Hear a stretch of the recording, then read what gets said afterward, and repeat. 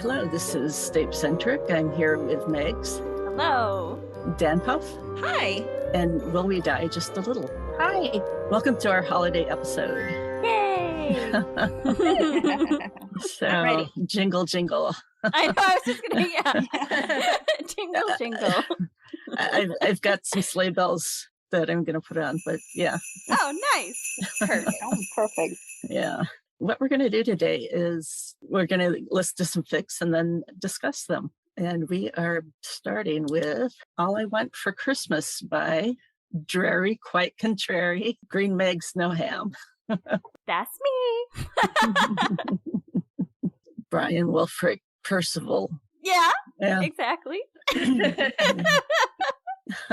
because I changed usernames like halfway through my whatever life, and I'm like, I might as well keep that sued with whatever ones I made before, so. I like both of those names. They're both really good names. I do They are too. good I mean, names, yeah. I loved it. I mean, initially it was perfect because, I mean, obviously when I started it was like Drarry exclusive, and now it makes no sense. I was like, why would I have that name when I write the most ridiculous pairings now? So here we are. But yes, they're both are very close to my heart for sure. So let's have a listen. All right. Okay, so I think I read through this last week, and I think this is one of my first fic ever. So be kind. No, it's just no, it's I mean it's cute. It's good. I love this one. Okay.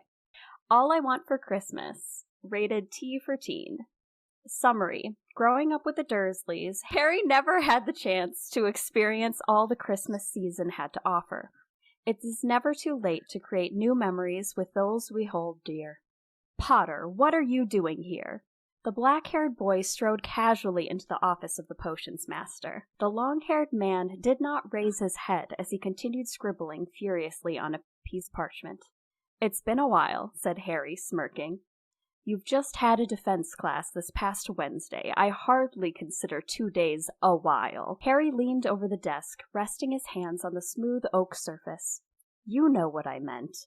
Severus's hand paused. He did know, but he'd be damned if he acknowledged it.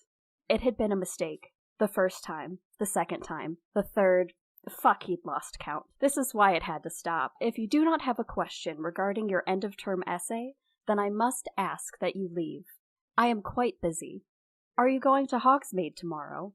Severus closed his eyes, releasing a frustrated sigh. As it happens, I have been selected to chaperone.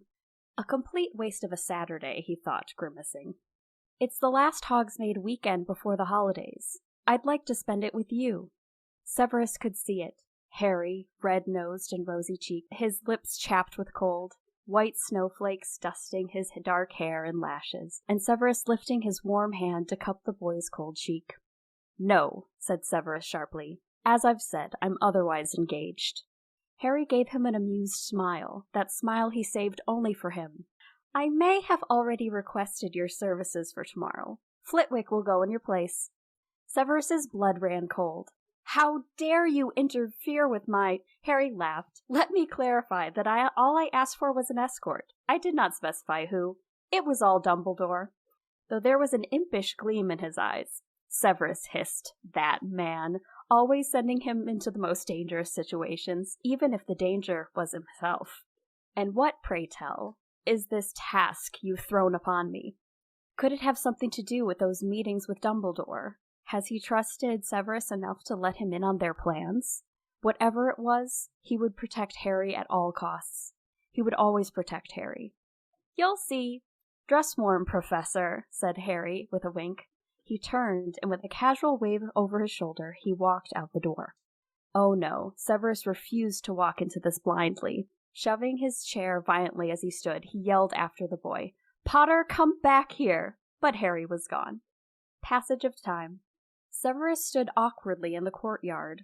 All the students had already made their way to Hogsmeade, and Harry was nowhere to be found. Just as he was about to resign indoors after nearly freezing off every appendage he possessed, Harry emerged from the large oak doors and jogged toward Severus. Wrapped in his thick Gryffindor scarf of red and gold, Harry looked as inconspicuous as Peeves tap dancing on your head. This could not be a stealth mission. Panting, Harry's breath puffed in swirling clouds, tickling Severus's nose. Close. He was too close. Severus took a step back. Now will you tell me what madness you'll be dragging me into this afternoon? Harry's eyes twinkled as he smiled up at him. I'm taking you out. Harry grabbed Severus's hand. On a date.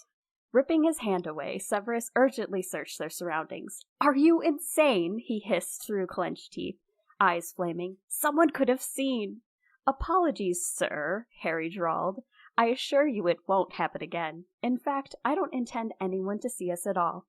Pulled from his pocket, Harry held a shimmering cloak. He tossed it over them. Now then, shall we? Said Harry, smiling and holding out his mittened hand. Severus rolled his eyes and reluctantly grasped his outstretched hand. Harry's smile turned devious. Don't you dare snitch on me. Severus felt the tug as Harry pulled them into darkness. They landed in the middle of a crowded Muggle street. Once Severus recovered from the initial shock of an unexpected apparition, he glared at Harry. You're not of age. Do you want to be expelled? Harry ignored his words and ushered them into the nearby alley. After removing the cloak from around them, Harry's hand clasped to his mouth, stifling a laugh. What? Spat Severus. He had already had enough of this foolish behavior. Your hair, chuckled Harry, as he pocketed his cloak and removed a mitten. Using his fingers, he combed Severus's hair. Severus held his breath as the tingling awareness of Harry's touch trickled through his body. Merlin help him. That's enough, he hissed, knocking Harry's hand away and smoothing his hair. It's fine. Annoyed, he glared at the boy before turning his gaze upon the bustling muggles, bundled in odd coats and hats, carrying large parcels and bags. Where are we? Asked Severus. Come on, I'll show you. Smirking, Harry grabbed Severus's arm, dragging him back into the street. It looked like Hogsmeade, if Hogsmeade was a bit more clean and ordinary. Christmas wreaths and garlands hung upon each storefront, wrapped in colorful electric lights. Red bows and ribbons wrapped the lampposts like cylindrical Christmas presents. Snow covered the ground and rooftops, sparkling with hues of pinks and oranges in the afternoon setting sun. It was breathtaking. Harry tugged on Severus's sleeve and pointed down the lane in the direction that most of the surrounding muggles were headed. What had to have been a large city park was now strewn with tiny little shacks decorated with lights and bows of pine and fir. It was a Muggle Christmas market. Severus was transported into memories of his childhood, the few happy memories he ever shared with his father. Why have you brought me here, Harry? Harry's eyes widened, sparkling as his grin broadened at the sound of his given name. Well, it's Christmas time, isn't it? I hadn't noticed, said Severus flatly. My aunt and uncle used to take my cousin here every year. I was never allowed to go, so I figured, why not now? Severus's heart tightened at the mention of the Dursleys, Petunia and her good-for-nothing husband, and their disgusting lump of a son. He would murder them in their beds if they weren't the key to Harry's safety. Severus forced a softened expression. With me. With you. Severus let slip a tiny smirk. Very well. Lead the way, he said, gesturing his hand toward the market. Harry linked his arm through Severus's and pulled him down the lane. Severus looked at nearby muggles, but no one seemed to pay them any mind. As they walked through the market, Severus couldn't help but let his smile break free at the excitement and urgency escaping Harry at the sight of, well, everything. Harry hovered at the stand of a woman selling hand-carved nutcrackers, collections of hand-painted glass ornaments, knitted wool mittens, and scarves of all colors and patterns. Harry pointed out a particularly bulky forest green scarf knitted with thick yarn, covered in silver snowflakes. The way it shimmered made Severus pause. Could these really be creations by a mere muggle? Excuse me, how much for the scarf? Harry asked the older woman. 28 pounds, my dear, she said, smiling at him. To Severus's surprise, Harry pulled out a 50-pound note and handed it to the woman. She gave him his change and turned to wrap the scarf for him. No, thank you, madam. I'll take it as is. Of course, dear, she smiled and held out the scarf. Harry took it, giving a slight bow and thanks. He turned toward Severus and wrapped it around the man's neck. Severus stared at the boy in shock, then down at the scarf. Green and silver, for Slytherin. Thought you might like it. You looked rather cold. Severus raised a hand, grasping the end of the scarf, and admired the intricately woven patterns. He absolutely loved it. Indeed, he said, nearly breathless. Merry Christmas, Sev. Severus's eyes found Harry's. It was exactly as he had pictured. Harry smiling up at him, snowflakes dusting his hair. His ears, nose, and cheeks were pink and chapped from the cold. How could he ever deny this boy anything on this bloody earth? Severus raised his gloved hand to cover Harry's cheek. You're one to talk. You're positively frozen.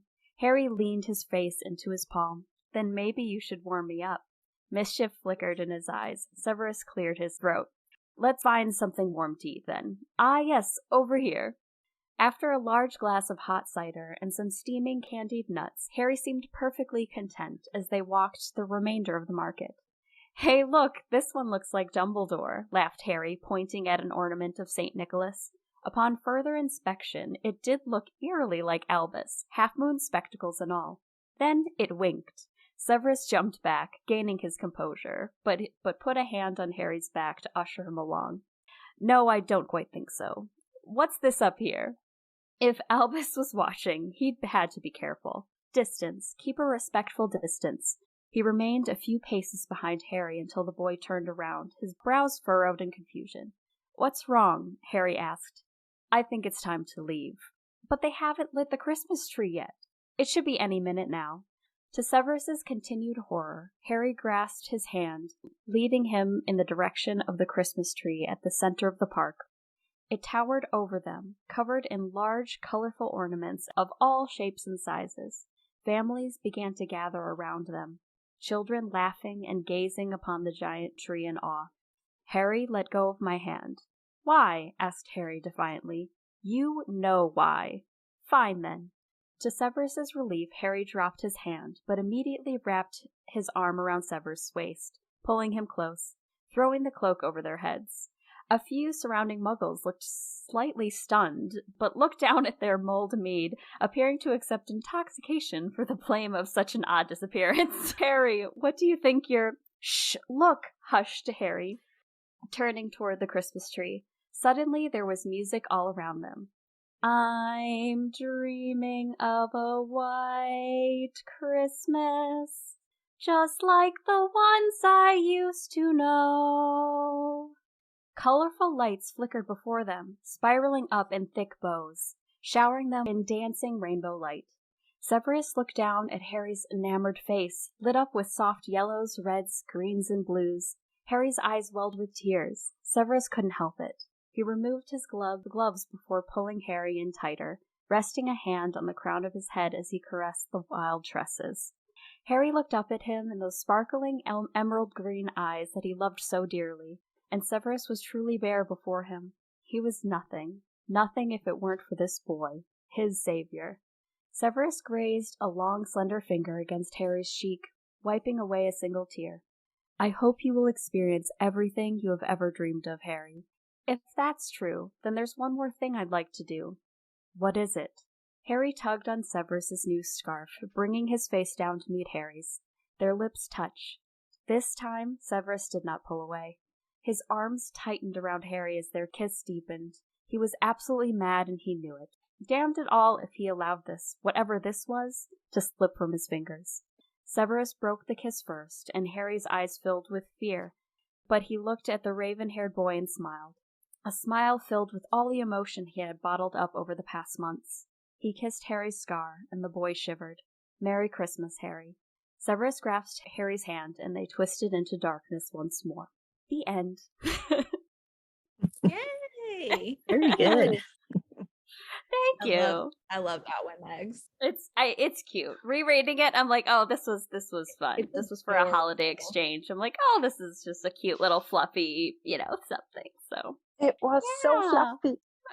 It was. I was trying not to talk because I kind of wanted to squeal whenever Yes, I know. I'm taking you on a date. I was like, yes, Yeah. I love it. Yes, classic, Severus, no, I can't do this. This is, I have to fight everything. And Harry just being the little shit that he is and completely just gotta love him for it. Yeah. Mm-hmm. Yeah. I like your singing too, by the way. Oh, thank you. I was Yeah, caught off very guard. I was good. like, wait a minute, I forgot there was music. And then, I think I said that when, because danpuff was like, I think I have song in mind. I can't sing this or whatever. And yeah, classic Christmas. My plan was to like do that like half talk, half singing, and I just ended up singing it. It was like, well, here we go. Here we go. Committed now. Yeah. You did a good job. But your singing was lovely. Yeah. Yeah, I'm pretty sure I wrote this shortly after having gone to a Christmas market because we go every year to a little German market in my grandparents' town. So we actually just went over Thanksgiving. And so I think it was just one of those, it's like a magical experience that I've just pictured. I'm like, of course this would be something that the Dursleys would go to and Harry wouldn't be able to. And it would be something that he always wanted to do. And I just thought it was cute. And so the picture, like, it's just a beautiful scene. And I just think it's so cute. It's very fluffy. Most of my other stuff is not fluffy. Well, we like it when Snape has some good things, right? Yeah, absolutely. He deserves it. They both He do. does. They do.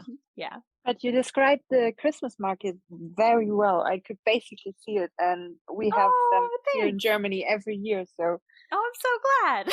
they're so lovely. Evilbean has written a very good holiday story, but it's not fluffy. It's You know what? Holidays are a lot of things, so that's true. This appeals to my inner Grinch. That's all I can say. So, anyway, without further ado, The Man Who Stole Christmas by Evilbean, read by myself, not very well. I'm sure it's great. Oh, It's hard. The Man Who Stole Christmas by Evilbean, rated G for General.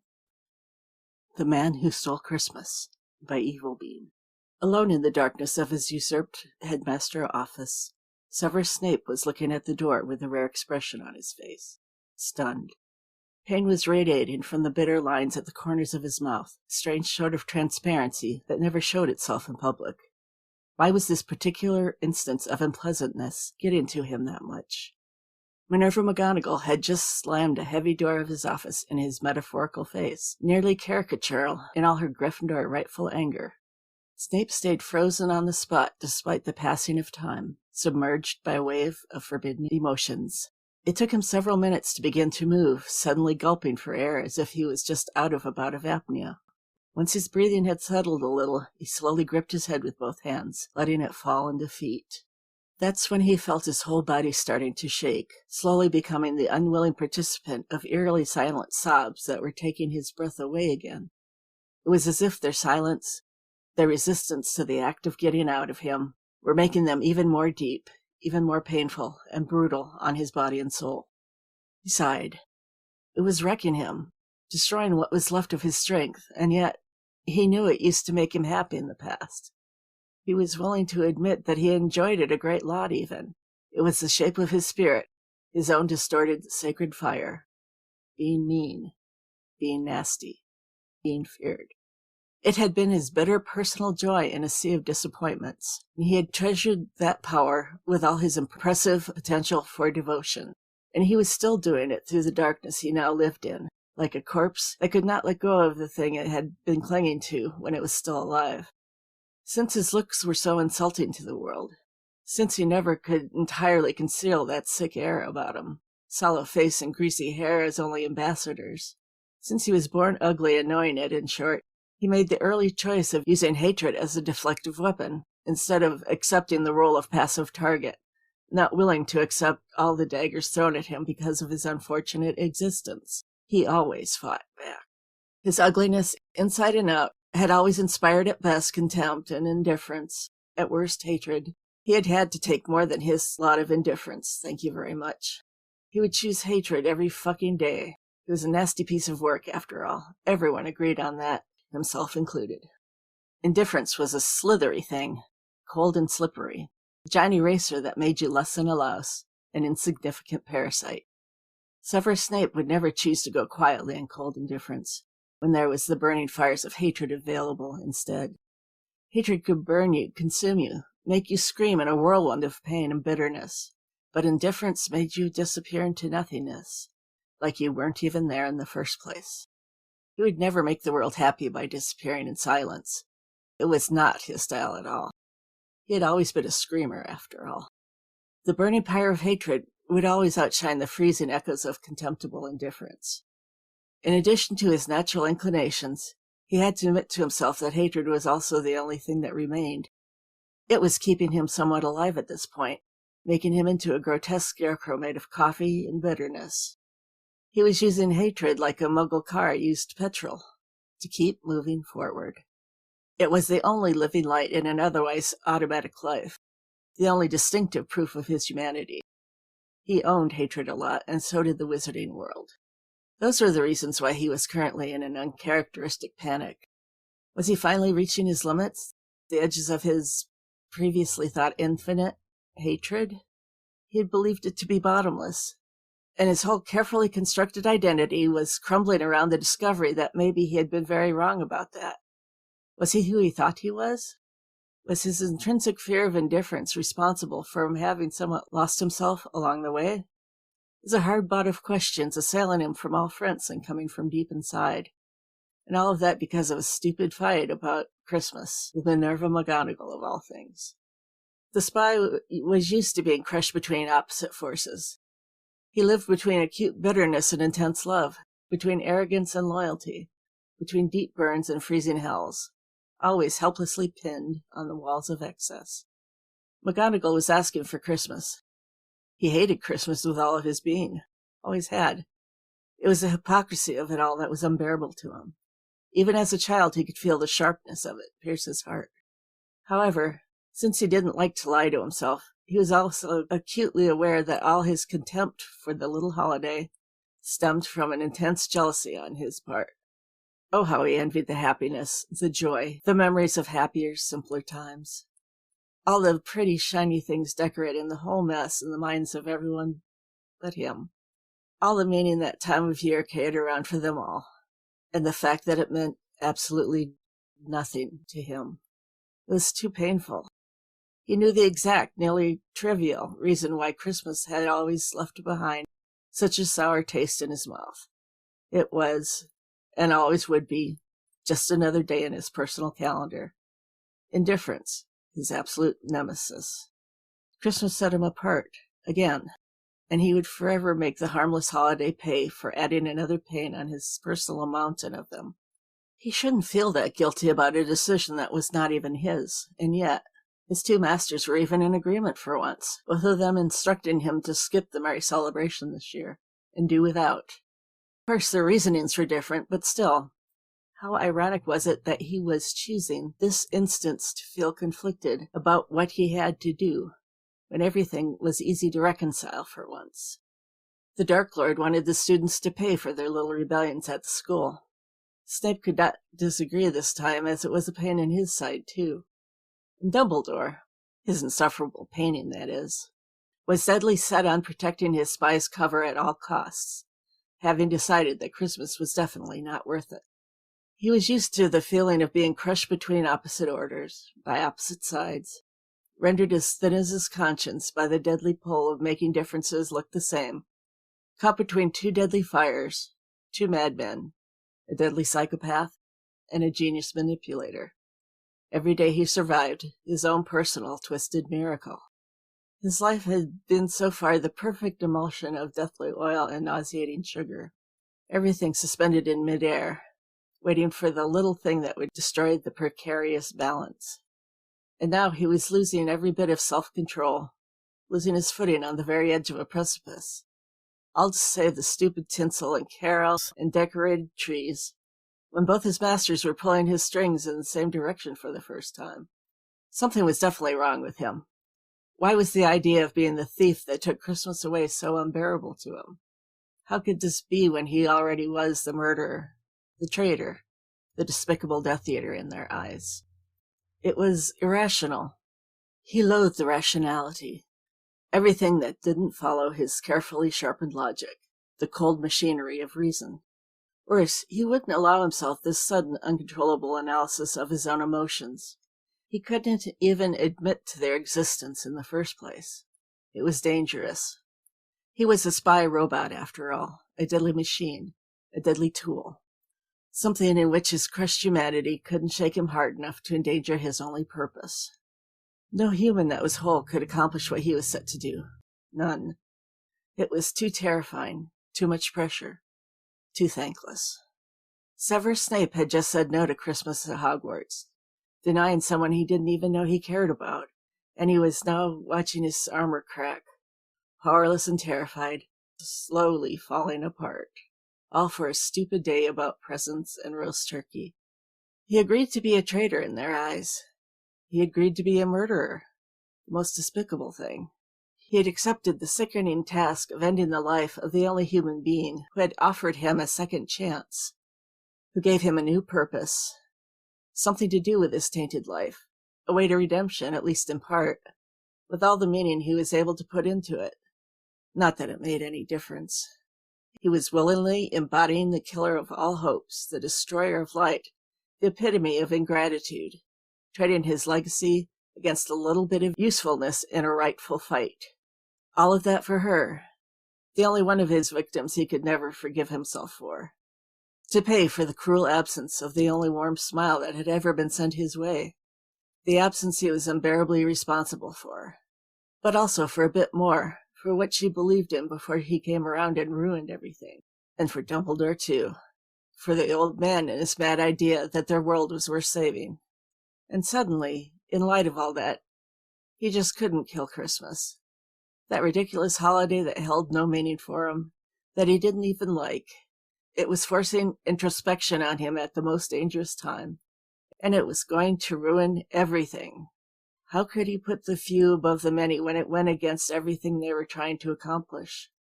Or maybe it was her, his colleagues' hatred, her disgust, her scorn against him just a moment before. That was gnawing at him, at the walls of his carefully crafted mind prison. Maybe it was Minerva McGonagall's judgment and condemnation that was destroying him, like a castle that stood fiercely against all sorts of terrible assaults and finally crumbles under an unexpected windy day. Most ridiculous final straw. Minerva McGonagall, who had been able to trust him on the word of a dear friend, who he admired deeply for her loyalty, her bravery, her integrity, especially when he was wearing masks as others breathed, never true to anything entirely. The woman whose friendship he coveted without ever being aware of it. The embodiment of the only sense of family he ever had. Hogwarts itself.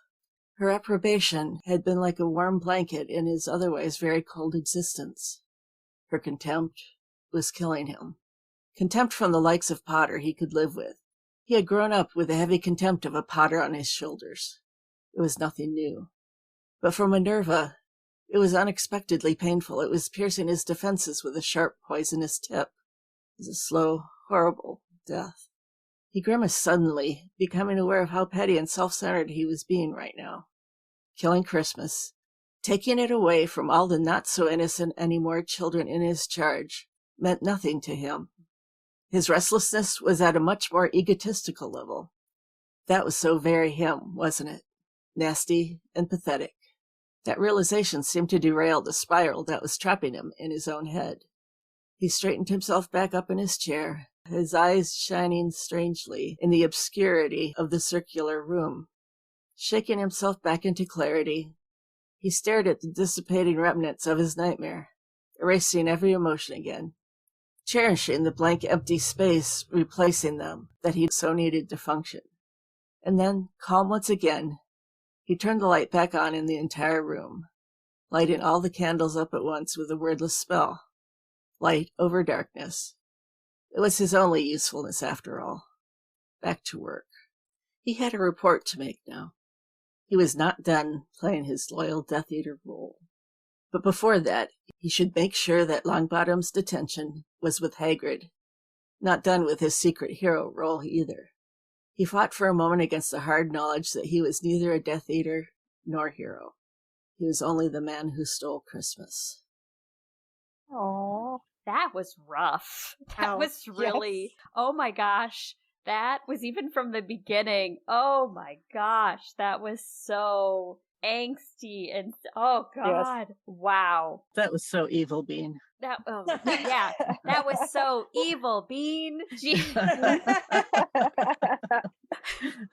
Also, I have to say, as someone who has English as a first language, this is ridiculous. I cannot believe that they wrote all of this with all these words that I never would have even, like, used as, like, English as a second language. I'm in awe of that writing in general.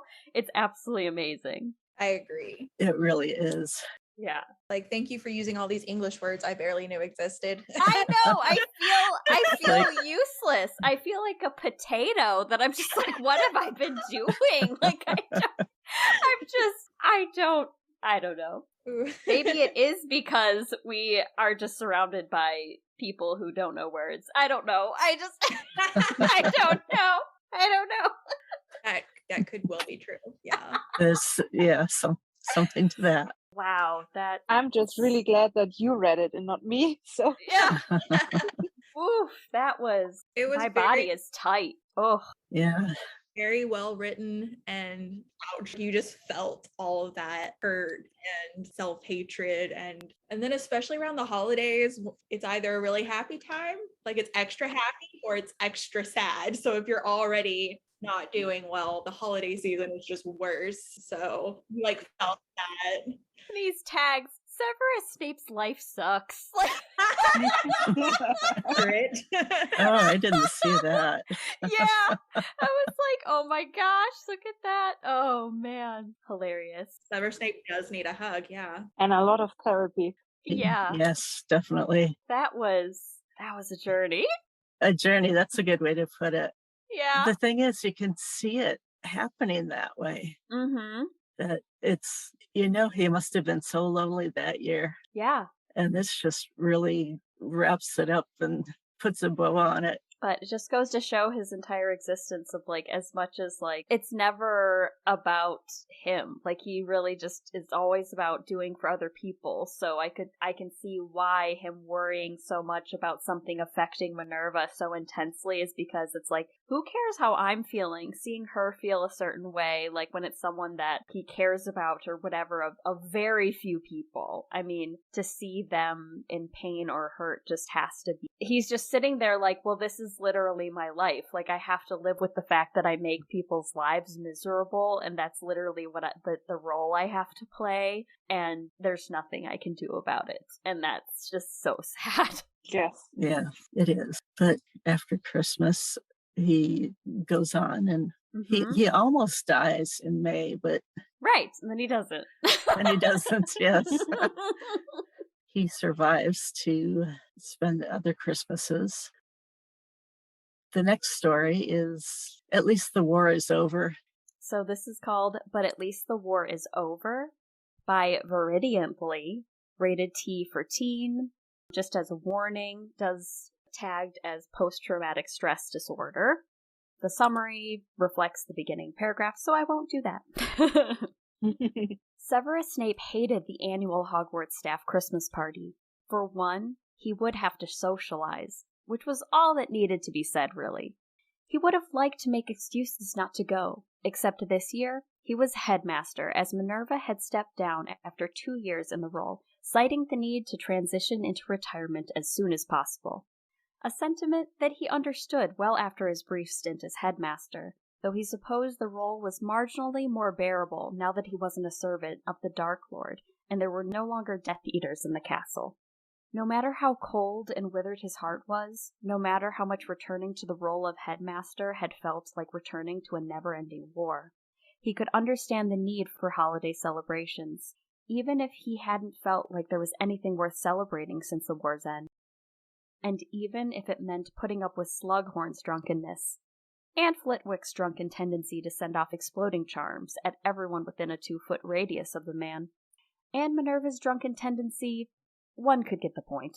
The point was that the entire staff would get massively drunk, and himself was an exception, and he would likely be witnessing to someone taking off too many articles of clothing, and no amount of obliviation would cure him from the trauma. And wasn't he traumatized enough from the war already? But for all his protests, there was a small part of himself that was perhaps looking forward to the party just a little bit, because of one person. Not that he would have admitted this to anyone on pain of torture. Severus was not a man prone to hoping for nice things for himself, but ever since a bushy-haired arithmancy professor's assistant had joined the staff, he had found himself softening.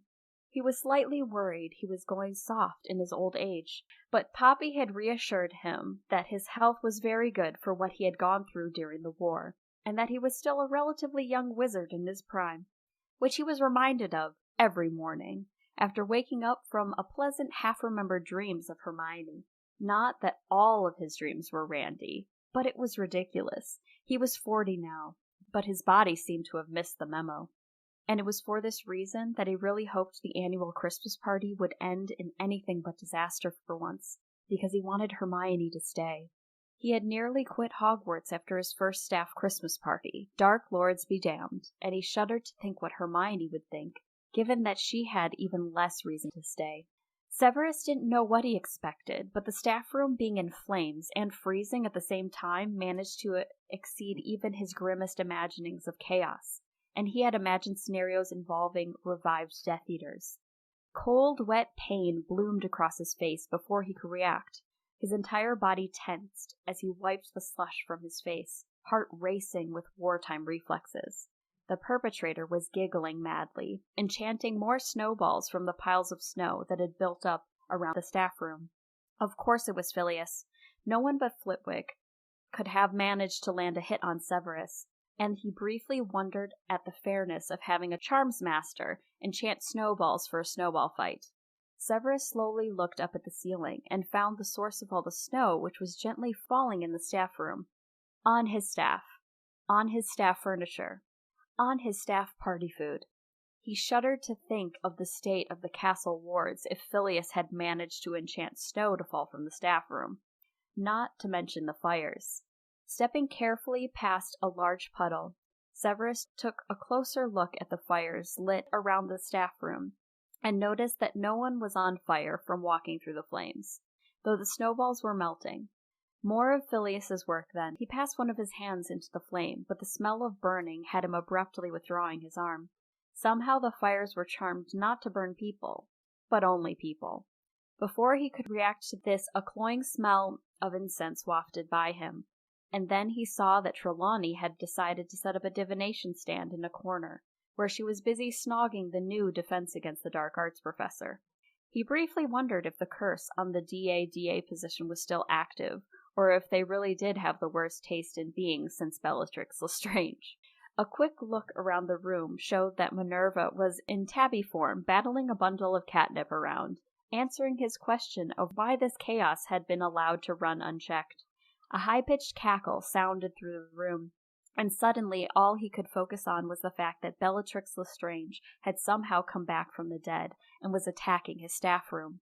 Severus gripped his wand tightly and looked around wildly, but he only found Hooch laughing as she, Hagrid, and Professor Binns played some sort of card game. It had been a long time since he felt so keyed up with battle reflexes. Food would help, he decided.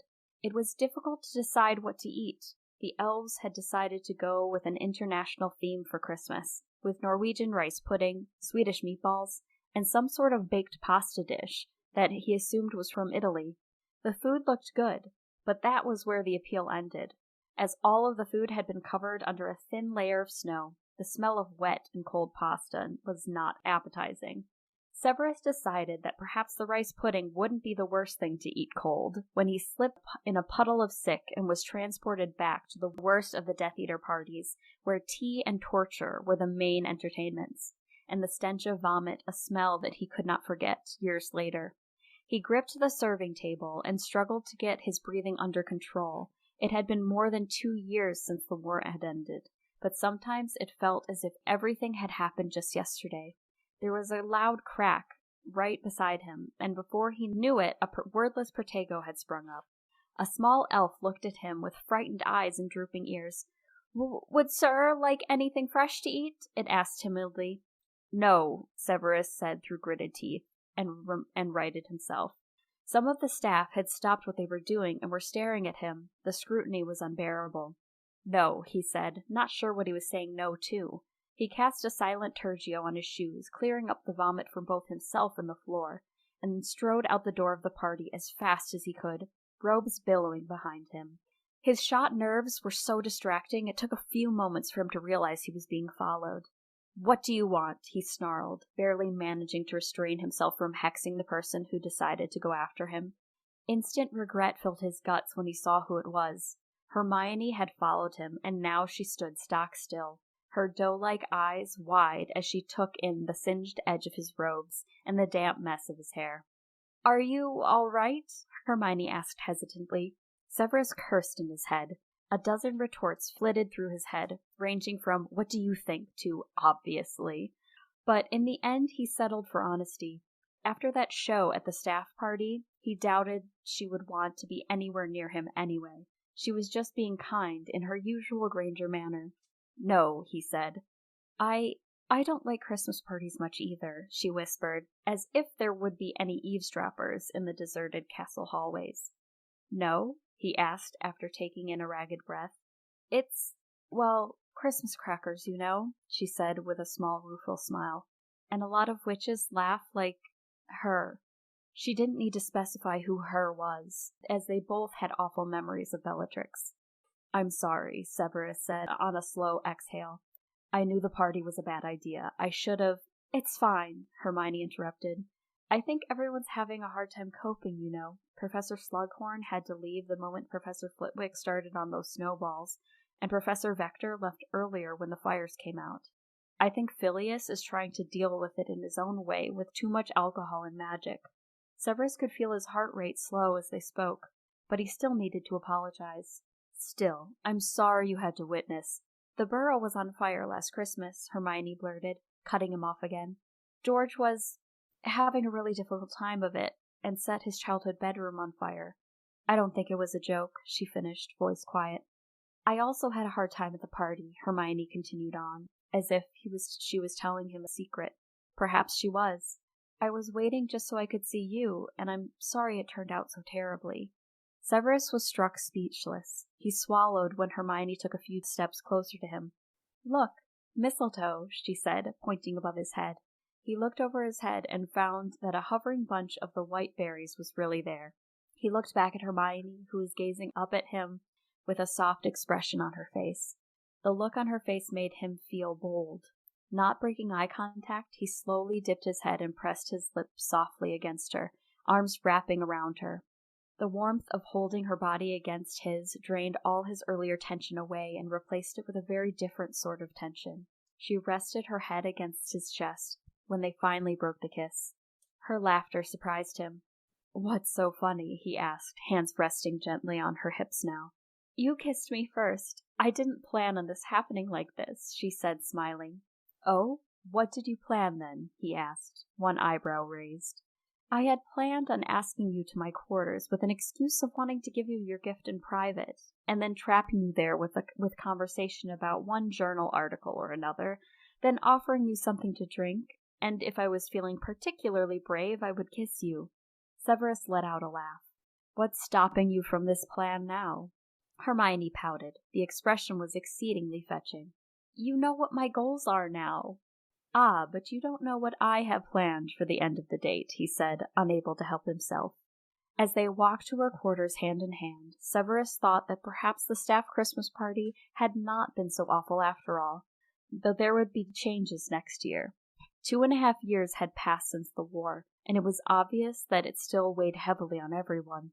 But at least some of his staff felt safe to let loose, even if it had been to an excess. And the only person he wanted to spend Christmas with felt similarly about parties, and possibly felt the same way he did about her. He could finally feel it. The war was over, and he had found a new beginning. Nice. Did you? Yeah. Yeah. So just I don't know how you want to say it. After he ran the gauntlet of 17 years of, well, even longer of horrible life, that he gets a break. Yeah. It's funny because this story was inspired on the GIF that I'm sure we're all familiar with of, the community walking in on just like fire and crazy, going on when he comes in with pizza, and it's just, yeah. Oh, Yeah. okay. Yeah. So, yeah, it's like in the notes, like inspired by this GIF. It's the community guy walks into a flame party with a pizza box, oh man. Oh my god. Oh, so funny. So of course that's what I'm like picturing is like Severus walking in and just being like, what is happening? Minerva in the corner as a cat playing with catnip. Like probably I could see someone having tossed it to her to distract her. You know what I mean? Like just being like, oh, if you give her some catnip and she'll go, she'll be fine for hours. I do appreciate that there was focus on it's not that long after the war and everyone's still dealing with it. So it's holiday time. So some people are going a little too far trying to escape their issues. And then some people can't help it and have to get out of it, but everyone's still dealing with it in their own ways. But there's hope, and good things are still possible even if they're all dealing with bad stuff. I always find the mental image of someone stepping, just, getting closer to Severus, like one would get closer to a wild animal, like just one step closer. And Severus always reacting, like his heart beats faster and everything. I find it so cute. So is danpuff going to read this to us? I can't. I only read the first, I think, 3 scenes from it. Yeah. I don't know how many words that turned out to be. I think it was a little around 1,000 words or just under. I can't remember if they had breakfast or not at that point. No, they didn't. We didn't go that It was far. before breakfast. Okay. Yeah, we just stuck to their family stuff. Okay, so I will be reading my story, Happy Christmas Potters. It's rated T for teen. To bed, Amaryllis. Do not make me tell you again. Please, Papa, please read story. Harry grinned, pressing his ear to the door as his husband sighed heavily. Blasted child. Every bit as demanding as your father. Harry dared peek through the crack. His 4-year-old daughter pouted, green eyes wide and pitiful. Severus glowered at her. Yes, your father also thinks that is charming. Harry bit back a snicker. Amaryllis smartly snuggled closer against Severus's side. Please, Papa, pretty please. Very well, you spoiled child, Severus snapped. Amaryllis smiled up at him sweetly as Severus took the slim book from the bedside table. He opened it up, tilting it so that Amaryllis could see the moving pictures. He didn't need to look at the words to recite the story by heart.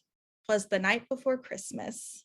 Harry pressed his back to the wall, quietly sipping his eggnog as he listened to Severus speak. Even once the girl was snoring, Severus spoke until the story ended. Harry wisely tiptoed away, placing his empty glass in the kitchen sink as Severus emerged. Was she fussy? Harry asked innocently. You know well enough, brat. Severus glared at him. You are not nearly as sneaky as you like to believe. I am, Harry retorted, offended. I was only stupid enough to marry a spy. Humph. Harry grinned, stepping forward to slide his arms around Severus's neck. I don't think I'd like a story. Will you sing me to sleep instead? I think not. Okay, if you don't sing, I will. You wouldn't. Harry opened his mouth, racking his brain for a proper carol, when his husband's cold hand slipped across his mouth, silencing him. Severus sighed. Seems like only yesterday we put our Christmas things away. Now here's another Christmas day with you. Harry kissed Severus's palm. The hand fell away, arm slipping around his waist. It was no wonder Harry and Amaryllis had such a fondness for listening to Severus, be it songs or stories. The man had a voice that reached right into your soul. Harry sighed contentedly, letting Severus sway them across the kitchen to the song. He'd never quite got the hang of it, always awkwardly bumping around, but this simple movement in Severus's arms was just fine. Till my days on earth are through, I will spend Christmas to Christmas loving you. Is it only Christmases you love me, or? Harry asked cheekily. Severus scowled and pinched his bottom, causing Harry to jump. Hey now, honest question. Presumptuous question, Severus muttered, kissing his nose. Now, bed. Yes, Papa, Harry muttered, running upstairs before Severus could pinch him again. If Severus and Harry made love that night, they were wise enough to clothe themselves before falling asleep. Wise indeed, for it was 4 a.m. when a small girl slipped into their bedroom and jumped into bed with them. Severus jerked up, sleepily glaring as Amaryllis squeezed between them. Harry only shifted in his sleep, snore subsiding only for a moment. Amaryllis giggled and wiggled beneath the covers. Just like a Potter, Severus grumbled, tucking his daughter and husband back in before settling beside them. Boisterous, lack of respect, flailing about. You're not like that, Papa, Amaryllis said around a yawn. She snuggled into Harry's back. Severus carefully settled against her, wrapping an arm around them both. I'm not a Potter, Severus replied. Might as well be, Harry mumbled. Amaryllis agreed. Humph, Severus said as the pair began snoring in unison. Propped up on his elbow, Severus looked down at them both. Same messy hair, same emerald eyes, same shapely mouth. Poor child had inherited his unfortunate nose, but also his high cheekbones and long fingers. Severus pressed a kiss to her soft cheek, then to Harry's jaw. Happy Christmas, Potters. By 6 a.m, Severus rudely woke husband and daughter by jingling the bells the two insisted on decorating their entire house with. The two yelped.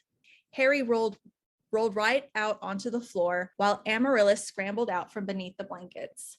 Severus, you great prick, Harry snapped, rubbing his sleepy eyes. Presents! Amaryllis exclaimed, already wide awake. You had that last night, my love, Severus said as he helped Harry to his feet. Harry laughed and slapped his chest. That was your present, Harry retorted. Presents, Amaryllis repeated, jumping out of bed and running into the living room. Severus followed on her heels while Harry shuffled behind, yawning widely. Amaryllis danced eagerly before the tree, examining the presents as her parents settled themselves on the settee. Harry tucked himself into Severus's side, nursing a mug of coffee Severus had prepared before waking them. It was a large red mug with the words Cup of Cheer flashing gold and silver, a gift from Remus a few years back. Now, Amaryllis asked eagerly. Give your dad a few moments, Severus replied. It amused him not only to test her patience, but to hold his grumpy husband as he sipped his coffee and muttered unintelligibly. Yeah, go on, Harry finally said. Polite child that she was, Amaryllis passed a gift to each father before eagerly tearing into one of hers. Severus and Harry held onto their own, watching as their daughter gleefully exclaimed over her new arts and crafts set, her new red and green Christmas dress, and finally sobbing as she hugged her new fluffy white kitten. Did we agree on a real measle? Severus asked through gritted teeth. Harry grinned mischievously at him. Oops, well, little late to return her now. I'm calling her Snowbell, Amaryllis announced, laughing and sobbing as she nuzzled the unhappy kitten. You little irritant, Severus hissed. Hush, you sweet talker, Harry said. Open yours. And that's where I stopped it. Oh, Yeah, very nice. that was so fluffy. Thanks. I don't do that often. I know, right? Right? And I would mention everybody that this story continues on, including dinner at the Burrows. So follow the links to read the whole story. Lots of family goodness in that one. Oh, and that daughter was just adorable. Mm-hmm. I love her. It's great because, as you know, she has like all the spunk and positivity of Harry, and then Snape just knows how much like him she is, but still as annoyed as he gets with both of them, he loves them with everything, and it's just so cute. It makes my heart happy. I know. Like, he's like, oh, you annoy me, but I would still do anything for you. Got me twisted around 2 little fingers. Like, That's right. Yeah. He's all twisted and tied up by the 2 of them. Yep, very cute. Excited to read the rest of it. Absolutely. Christmas is compulsory. Oh, yes. And she made us a lovely recording in her lovely English accent. I'm sure it's It'll be gorgeous. something to enjoy. Christmas is compulsory with an exclamation point. Yes. By Mersheeple, rated T for teen. He didn't make it to the First Order Christmas party. Being in a magically induced coma after having been attacked by an enormous, venomous, magically enhanced worm and his pet snake would do that to a person. Severus finally awoke from the coma on the 9th of January 1999. Another year older, another year wiser, and a whole lot healthier than he had been. For starters, he was alive. Secondly, he had gained weight, and, with the help of various potions he was sure, he had less aches and pains than he had had since entering into servitude with the immortal Dove Lord, an anagram Severus had found that still made him laugh, and a bulbous meddler, here he snickered to himself. And thirdly, his head did not hurt like it had when he had spent all his time occluding. He felt lighter, happier, freer. He assumed it would not last long. He was visited by multiple Order members in that first week. The first, of course, had been the boy who lived. Severus had stared at him as he calmly handed over a small package, waving his hand and smiling slightly. The package contained the vial of his memories, a silky soft green scarf, and an Order of Merlin First Class. There was also a small card, signed by Kingsley Shacklebolt, Acting Minister for Magic, which stated that he had been acquitted in absentia all crimes pertaining to the war, including but not exclusive to the death of Albus Percival Wulfric Brian Dumbledore. He was free. He had nowhere to go, not really. His house, for it was never a home, in Spinner's End had been destroyed after the war. While Harry Potter had managed to get him acquitted without the full story of his memories being released, he was still hated and vilified by both sides of the war. Someone, he felt personally it was more likely to be a Death Eater, had cast fiendfire from inside his house. The only thing he mourned was his library. His books had been works of art. Now he only had his smaller library, the one he kept at Hogwarts. He refused to return there. He was offered, strangely, a place to stay that was entirely unexpected. Miss Hermione Granger had a spare room in her parents' house. It was actually their bedroom, so it was the largest of the three. She lived in the second bedroom in the house. They rarely saw each other, although occasionally she would make breakfast for them both.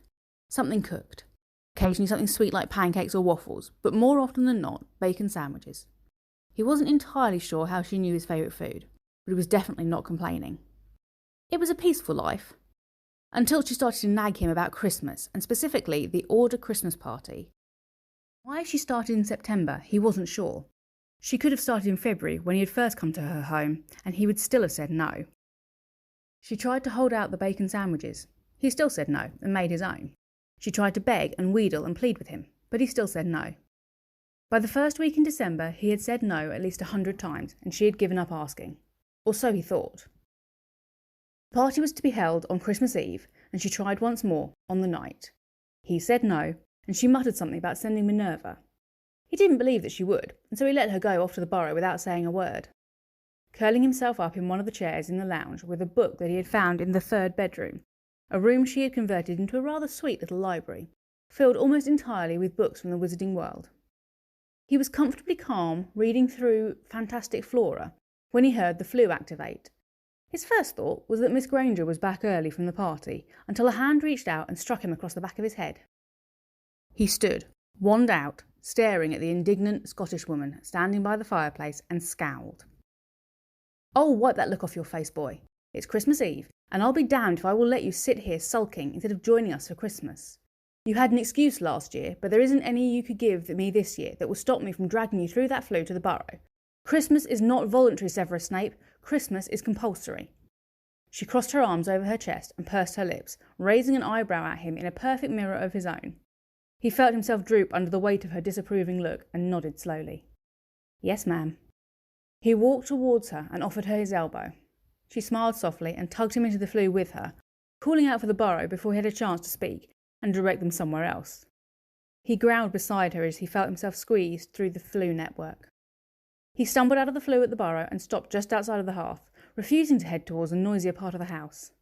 He heard an obnoxious shriek and turned to find his host embracing Minerva and muttering quietly as she thrust a bundle of wool at Minerva. Minerva laughed softly, and the two witches wandered away, leaving Severus standing alone and quiet.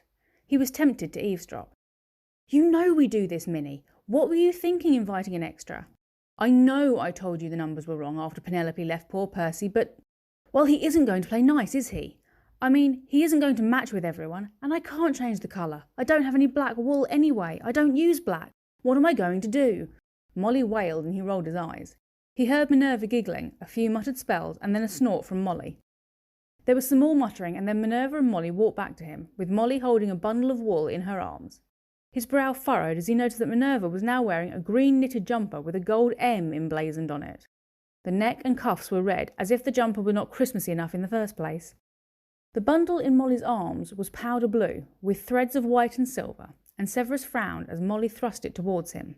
"Just put it on, Severus. It's tradition." He held onto the bundle and held it up. He didn't have time to say anything, as Minerva spelled it onto his body. It was too long in the body and too short in the arms. It was powder blue, with a silver trim to the cuffs and neck, and in the middle, in white and silver, was... "Molly, this is a P." He trailed off, looking confused, but not wanting to offend the woman in question. The wool was soft and warm, and had obviously been made with love. It was entirely the wrong colour for him, but somehow he liked it. "Of course it's a P. The children call you Professor, don't they?" Molly's face tinged red as the obvious lie passed her lips, and he hid a smirk. He stepped forward and wrapped his arms round Molly, the first time he had ever initiated a hug with the woman, with any woman if he was honest. He pulled away and bowed slightly to her, indicating to the blushing woman that she should precede him into the room where the party continued on. He entered last, and, as expected, the silence was deafening. He said nothing, walking to the groaning table and picking up a glass of mulled wine. He turned back to the group and raised an eyebrow. George Weasley raised his glass and nodded at him, and Severus offered a half-smile back. "To the Professor," the toast started in one corner of the room, from a young man who looked and sounded like Neville Longbottom, but surely could not be, not with the confident way he spoke. "The Professor." The toast was responded to, and Severus felt a blush tinge his cheeks as he was welcomed into the group. Perhaps the Order Christmas party wouldn't be so bad after all, especially if he was to receive a jumper every year, knitted with love and care by Molly Weasley. He didn't even mind that it was blue. Aww. I just love the picture of Snape with this like sweater dress. You know what I mean? Like it's too long for him, and then the arms are like 3/4 length or whatever. And oh my gosh, that's just it's gotta be so freaking cute. Oh, I love him in powder blue. I know, it's a P. Professor. Oh wow. The children call you Professor, don't they? Right.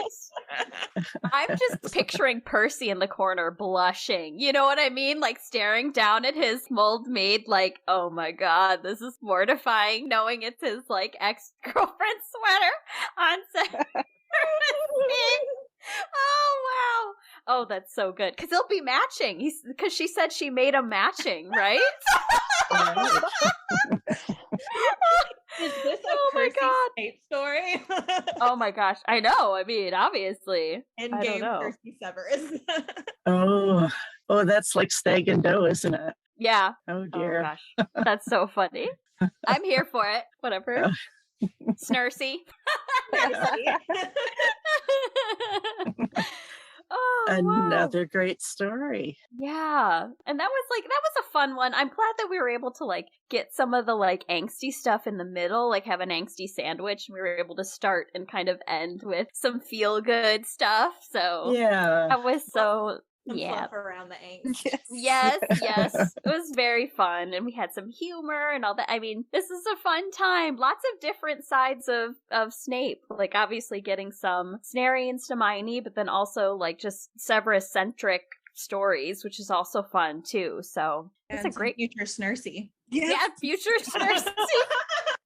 I don't know that's the intent, but I know I'm gonna have to talk to Mersheeple and be like, would you be weirded out if I wrote an inspired work that was like during the party when, you know, Snape and Percy just not making eye contact the whole time?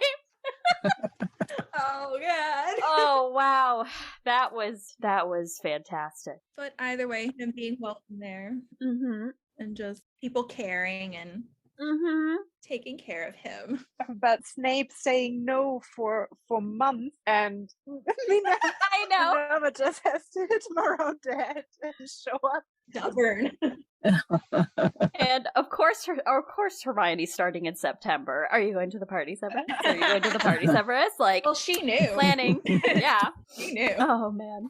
And she's a So Virgo, funny. so she was already planning ahead of it. Yes, we do that. Oh, so funny. Now we have some art by our lovely Leo, also known as willwediejustalittle, has made some lovely art, and we're gonna talk about it now. Yay. The first, there's 3 versions of this, shows our lovely Snape reading with looks like a cup of hot cocoa. The mug says, World's best potions master. isn't that lovely? Oh, it's so cute. Yeah. It is. I love his face. Yeah. Some greenery in the background. I do love the garland. Oh, it's so pretty. Yeah, just the softest around the edges. It's like looking through the frosted window. Do you want to talk a little bit about it? Oh, sure. So in my head, he got the cup from Dumbledore. Absolutely. Either from Dumbledore or from Minerva as a present. And of course, he said he does not like it. He detests it. But in secret, he loves the mug. He absolutely loves it. And I don't think Severus would be the person to decorate his own home for Christmas, but I just thought maybe Dumbledore sneaked in a house elf or something like that before Snape could come home, or maybe into his quarters, because this could also be in his quarters at Hogwarts. Yeah, and he's just enjoying some quiet time, maybe around in front of a fire while it snows outside. That's why I frosted the edges of the picture, and I made sure to include a lot of books in the background. Of course. Because he's all about books, yes. Yeah, and A man after my own heart. yeah, same. And you made 3 different versions of this. Yes, I can never decide when to stop on a picture. So I made one that has a bit colder tone, one with warmer ones, and also a lineless version, because in the end, when I was finished, I always hide my line art layer to check how clean I actually colored everything, and it didn't look that bad, so I decided to just include another version. The mug is really great. I mean, the whole thing, I did not have as much time as I would have liked to draw it. I was mainly drawing it in secret at work, which oh. I got on your phone? On my tablet, yes. And one colleague actually kind of found me out drawing while I was working. The good thing is she's also a Snape fan, so I had someone that I always had to show my drawing progress with to make sure I actually finished in time. Oh, that's so nice. And yeah, but sadly I did not finish in time for the second piece, but I should have it by the 18th, I hope. Well, it looks like you have it done enough that we could talk about it a bit. I see you made a little animatic of it. Is that what that's called, or a GIF? Yeah, it's just a simple animation, because for more complex pieces or for artwork where I have several pictures to draw, I like to make like a little storyboard to make sure the atmosphere is right in all of them. And in this one, I wanted to show Severus as he's grown, seeing the Christmas tree at Hogwarts and thinking back to his first time seeing it as a student, because I imagine it must be completely a new experience for him and very impressive with all the lights and sparkles. Also, I wanted to draw a cute little kid Severus. Yes. Him. His little missing tooth. He's so cute. Just a great look of awe on his face. Wow. And then also to say the green one, I don't know if that's the right way to put it, but the one that looks like his adult self is a silhouette. Is that right? Or yes. So far, I'm thinking about mainly focusing on the tree in front and having it be really bright and beautiful. I know the tree doesn't look like much right now, but I'm going to work on it. And Imagination. yes, exactly. Yeah.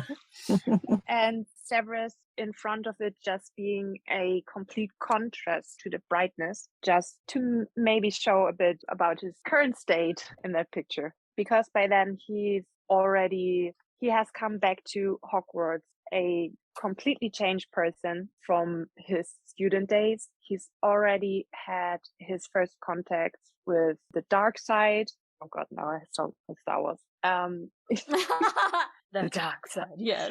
But you know what I mean, and he's changed for that. And in that picture, in the headshot of his young self, I want to make the colors more bright and forgiving to show how innocent he still is. Was that in his early teaching days? Yes, I imagine so. So he's a little more jaded. Yes. A little bit more jaded.